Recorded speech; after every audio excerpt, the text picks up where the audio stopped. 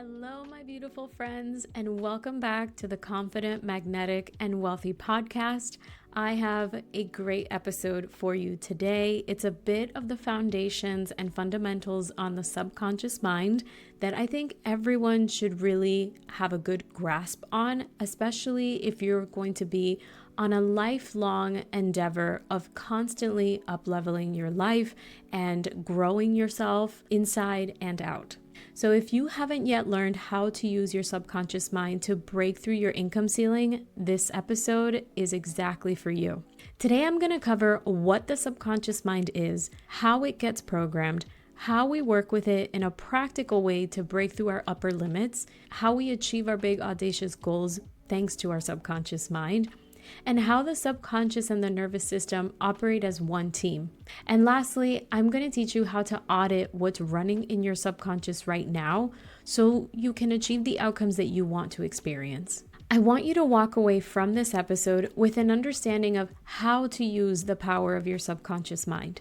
So no matter where you are on the income spectrum, whether you're working toward your first consistent 5-figure month, or you're pushing through a 6-figure ceiling, or maybe navigating a stretch into multiple 6 figures, I need you to understand that the subconscious mind is the operating system behind the results you're seeing.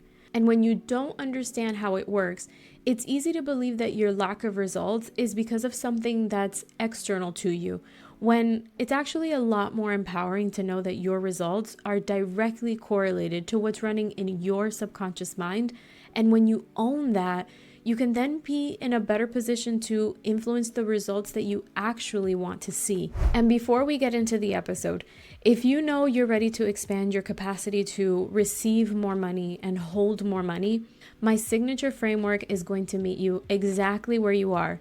So whether you've just made your first 6 figures and you're looking for it to feel normal in your reality, or you're ready to up level into $200,000, $300,000, $500,000 of income, I'm going to help you dissolve the inner resistance, and I'll also help you build the identity and the nervous system that supports you in feeling worthy of having higher levels of income and doing that without the stress or the burnout.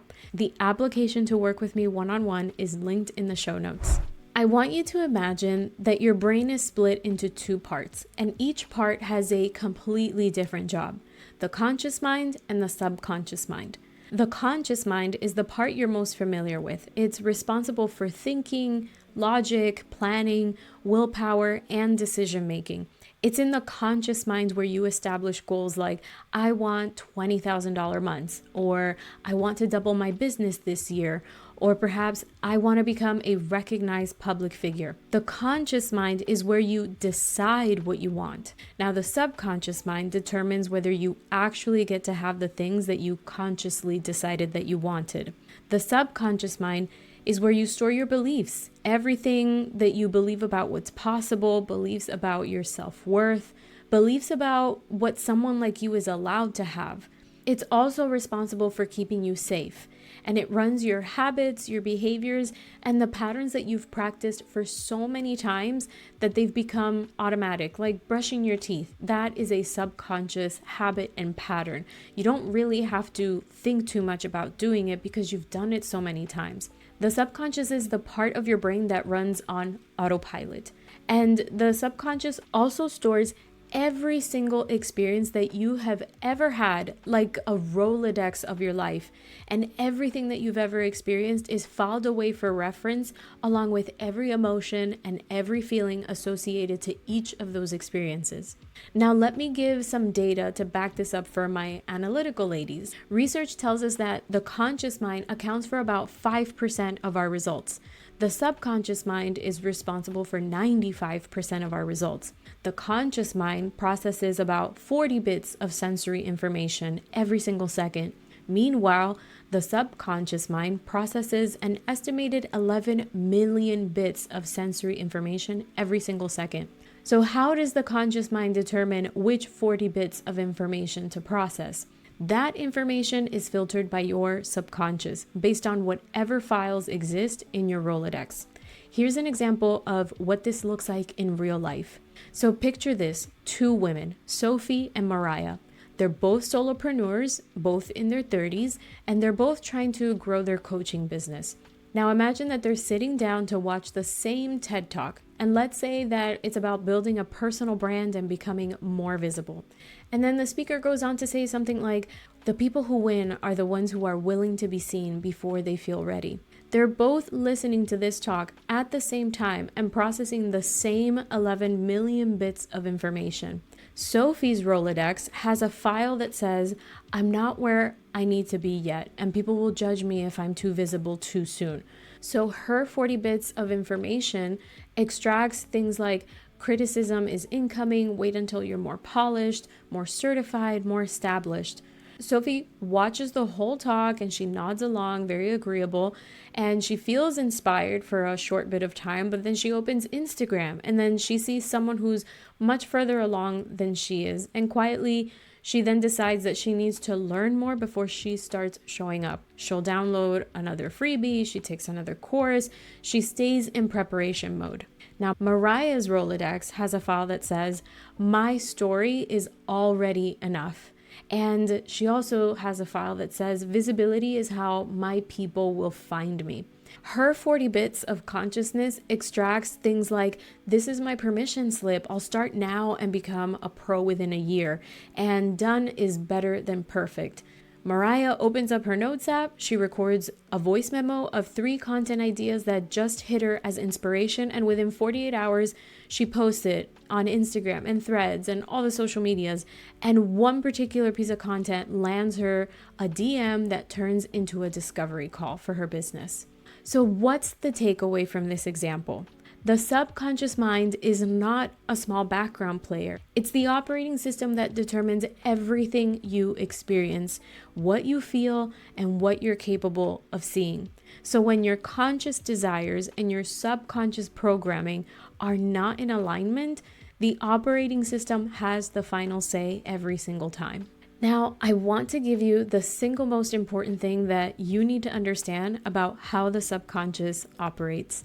Because once you understand this, so much of your own behavior, things that maybe may have felt like self-sabotage or confusion in the past, is going to start making complete sense after this. Your subconscious mind has one rule book, and there's only 2 rules in this rule book. Number 1 is familiar equals safe, and number 2 is the unknown equals danger. That's the entire operating logic behind your subconscious mind.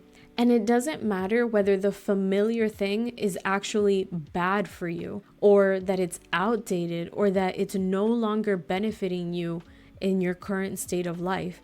It doesn't matter to the subconscious mind that the unfamiliar thing would actually change your life for the better. The subconscious isn't making a logical judgment. Remember, the conscious mind makes logical calls, but the subconscious mind is making its judgment based on safety. And safety to the subconscious mind simply means, have we been here before?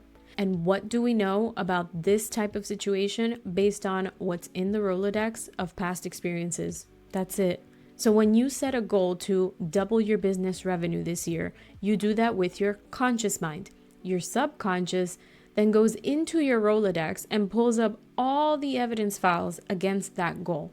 Evidence files that read, if you double your business revenue, then you'll lose connection with your family, because when you were younger, you learned that successful people are selfish and greedy.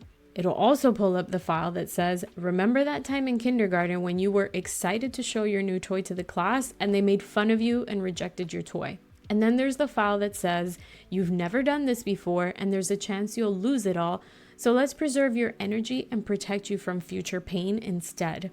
And then the other file says, here's more evidence of where you feel self-doubt, worry, guilt, and shame, which means it's really not safe to have this. So, with all of this evidence stacked against your goal, you're going to stay exactly where you are. So by now you might be wondering, where does all of this programming come from? Research identifies the first 7 years of our life as the primary window for subconscious programming. During those early years, the brain operates predominantly in a theta brainwave state. And in that state, the mind is essentially an open file or a sponge absorbing everything. So from ages 0 to 7, your brain absorbed everything from the environment around you without question. Everything from what the adults around you said about money, what they believed about wealth, whatever experiences you saw around career success, what your caregivers believed about successful people, what they believed about who gets to succeed and who doesn't. Even the movies and TV shows you watched left an imprint around how to perceive certain life experiences. You also absorbed all of the emotions associated to all of those life experiences, emotions about safety and danger and belonging and so much more.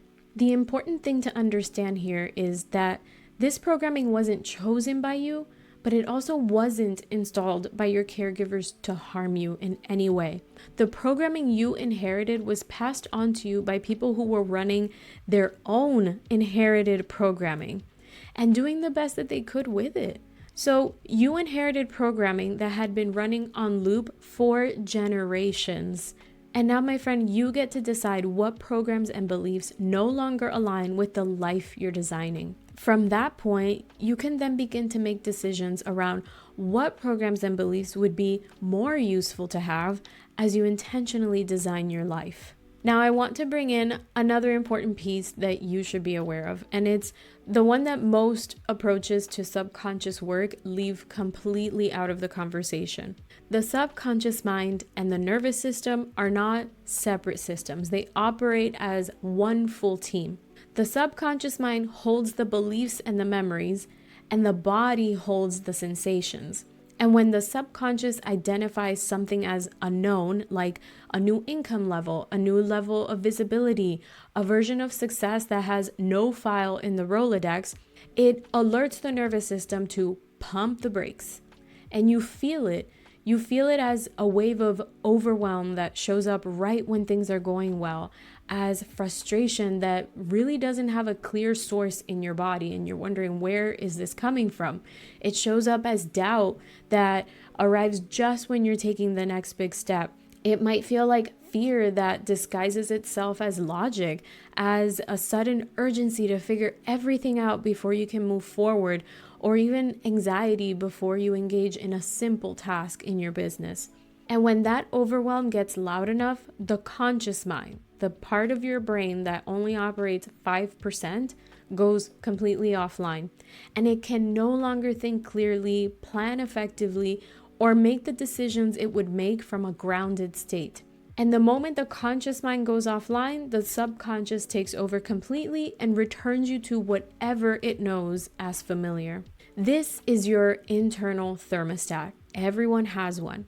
It's the set point that your system has decided is familiar, safe, and comfortable, such as the income level you're accustomed to, the amount of success you allow yourself to have, the level of ease you let yourself experience, and anything beyond that set point will trigger the pullback.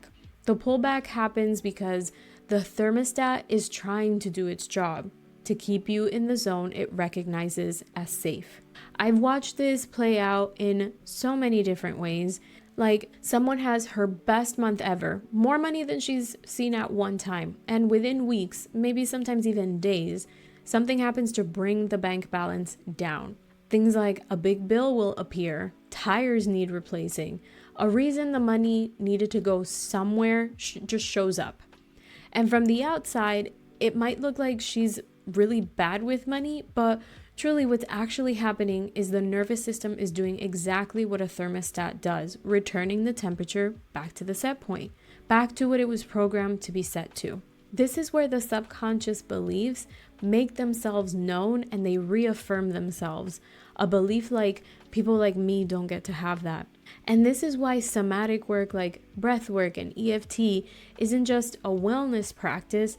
In this context, we need the somatic work to work alongside the subconscious reprogramming so we can teach the body what a new set point feels like. The mind and body work is so important. So now the practical question is, how do you know what is actually programmed in your subconscious, since by definition, it's operating below your conscious awareness? My honest answer is that your subconscious is always showing you. The results in your life are the most truthful audit available to you in this very moment. There's a difference between your conscious desire and your unconscious reality. Your conscious desire is what you say you want, the income number that you've become very clear on, the vision board you created, the number of days you want to work, how you want your business to work for you. And your unconscious reality is what keeps showing up in the actual results of your life. Now that you have a better grasp on how your mind was programmed, you're now ready to audit those programs and identify if these programs are aligned with the life that you're actually designing moving forward. Remember, those early experiences, even the ones you can't fully recall consciously, they're woven into the operating system that's running on autopilot right now in the background of your financial life. So journal on these questions. What did money look like, sound like, and feel like in your home growing up? What did you watch happen when there was more money than expected, or when there was less money than expected?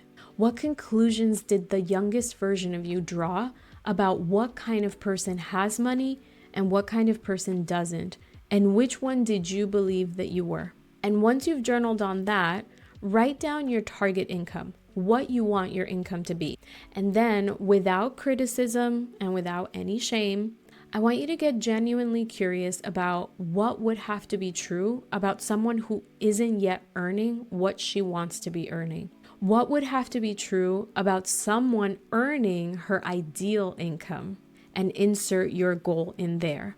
So in this little practice here, what we're looking to uncover are beliefs like more money changes how people see you, and maybe part of you isn't sure that that change is safe, or a belief that earning beyond what your family earned means separation, or perhaps that visibility at a higher level means exposure, and exposure has never historically felt safe in your body, or perhaps a pattern of over-delivering and undercharging that keeps the actual number low no matter how hard you work. So by now, are you seeing how the answers to the first couple of journaling prompts are influencing your current beliefs about your income goal?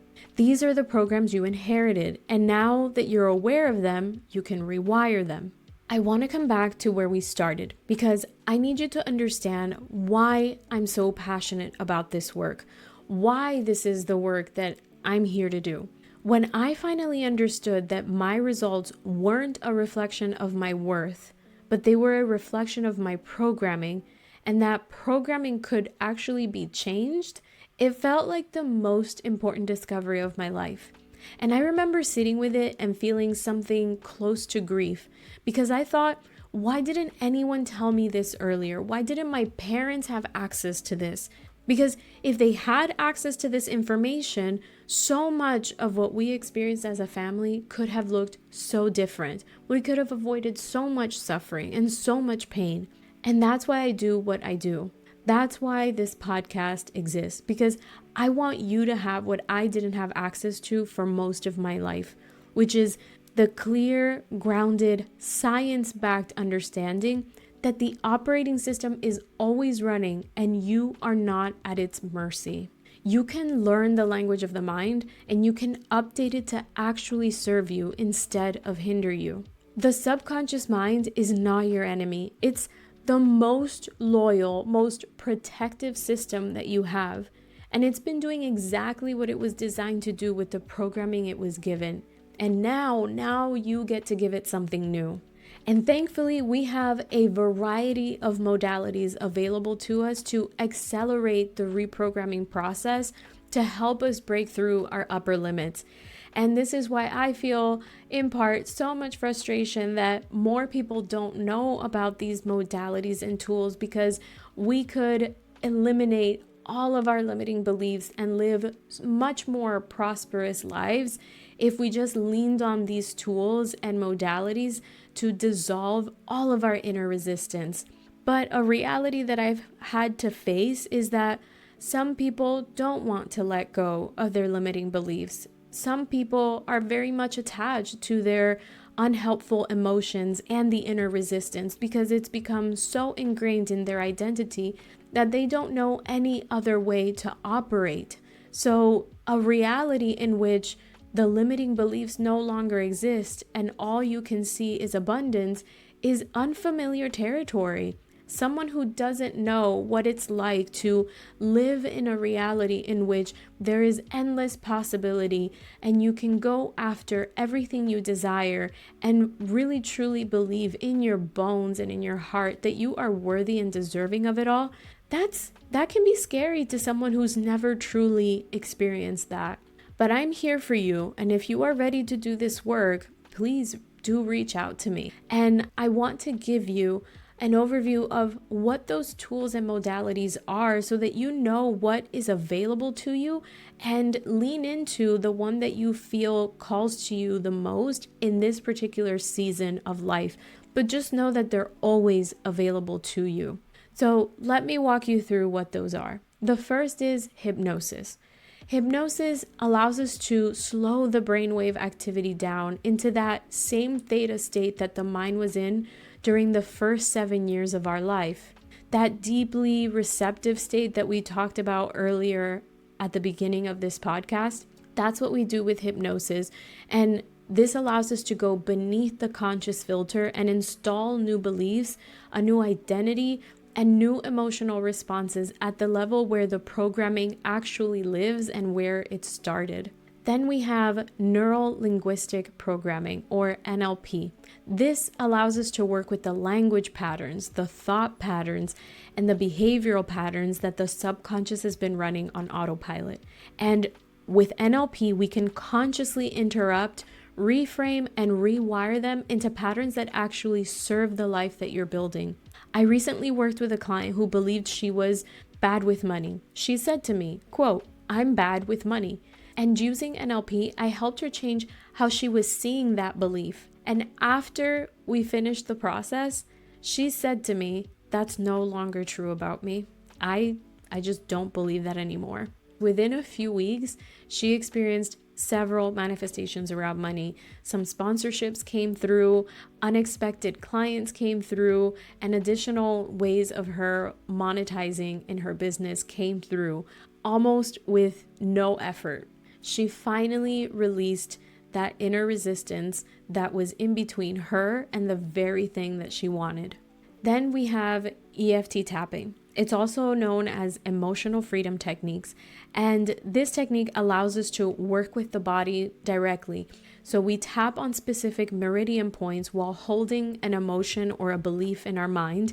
And that activity sends a calming signal to the nervous system, and it begins to neutralize the emotional charge that we have attached to old memories, fears, and stuck patterns. So they lose their grip, and then we make space for more empowering thoughts, beliefs, and emotions. Next, we have neural energetic encoding, which allows us to go back through the subconscious Rolodex to the root of where a limiting belief or an unhelpful emotion was first installed. We release it at the source and we return to the present with a clear emotional slate and a new perspective on what's possible going forward. Personally, I used neural energetic encoding to release a really deep-seated guilt that I felt my entire life that was associated to my mom giving birth to me at 17 years old, and all that she had to give up because of me. The unconscious guilt was always in the background of my life. It never let me truly, fully enjoy my successes. And thanks to neural energetic encoding, I was able to understand the root of that guilt, what it was trying to tell me at the subconscious level. And it helped me understand how my subconscious had programmed this guilt and created meaning across my life. And from that place, I was able to extract the positive learnings, alchemize that guilt, and completely release it and dissolve it. And after that session of neural energetic encoding, after about 20 or 25 minutes, I felt more peace than I had ever felt in my entire life. And now, today, I can finally enjoy my successes without that heaviness that I used to feel. I try sometimes to think about what life was like with that guilt, And it's almost like I can't really access it anymore because it's no longer part of my story, my identity. It just feels like a really distant memory that no longer affects me in this present day. The next modality is parts integration. And this modality allows us to work with the internal conflict that will sometimes show up as self-sabotage. So if you've ever said something like, part of me wants this and part of me keeps pulling back, or any combination of part of me wants or feels X, but part of me wants or feels Y, this is a clear indication that you have an internal conflict. With parts integration, we bring those two parts into alignment so that you're no longer working against yourself. What we do is create an inner harmony within your body, and you will no longer feel like you're being pulled into two parts. You just feel whole and aligned and more free and clear to move towards your goals. And the last modality is one of my favorites. It's resonance breath work. This allows us to regulate the nervous system and shift out of the fight or flight state that gets activated when the subconscious senses anything unknown or unfamiliar. And with consistent practice, it teaches the body what it feels like to be safe at a higher level of income, a higher visibility, and higher levels of success. What makes resonance breathwork different from more intense breathwork that you might have experienced in the past, like the 3-part breathwork of inhale belly, inhale chest, exhale mouth, is that with resonance breathwork, I work with you to find the specific breathing pace that feels most natural to you and most comfortable so that we can make the biggest change. And the shift feels a lot more gentle than what you might have experienced in the past. So if you're interested in experiencing these modalities, just as a reminder, the link to work with me is in the description below. What I want you to leave this episode with is this. The thing between where you are and where you want to be is not always another strategy. It is very likely that it's your existing subconscious and nervous system programming. Even when you've amassed incredible success and achieved your biggest income goals, you're never truly done working with your subconscious or your nervous system. So anytime you find yourself hitting up against a ceiling, an upper limit, I want to invite you to default to working with your subconscious programming before another strategy. Or perhaps in the future, it might be truly another strategy, but can we practice a pause before diving into another strategy, another course, hiring someone to come into your business and overhaul your operations? Let's practice first a pause and think about, is this something that I need to process internally, that I need to look at within myself? Or is this truly something that is operational in nature within my business? I want you to remember that you're running on software that was written before you were old enough to have any say in it. But now, after this episode, you're wise enough, you're willing enough, and you are ready enough to update all of that programming. And I want you to know that your next income level isn't waiting for you to figure out the right strategy. Your next income level requires you to feel safe enough to hold it, to fully believe in your body that you're allowed to have it, and to become, from the inside out, the version of you that recognizes that this new level of wealth is familiar. That's the work, my friend. And I believe with everything in me that if you're listening to this episode and to this podcast, that you are the type of woman who is ready for it. So tell me in the comments, are you ready to update your programming? If you're not quite ready for one-on-one support, but you want to begin shifting your relationship with wealth right now, I created the Wealth Embodiment Bundle, which includes hypnosis, meditation, and subliminal audios designed to help you start reprogramming your subconscious around money, around your worthiness, and around receiving more money. You can begin using the bundle today, and the link is in the description.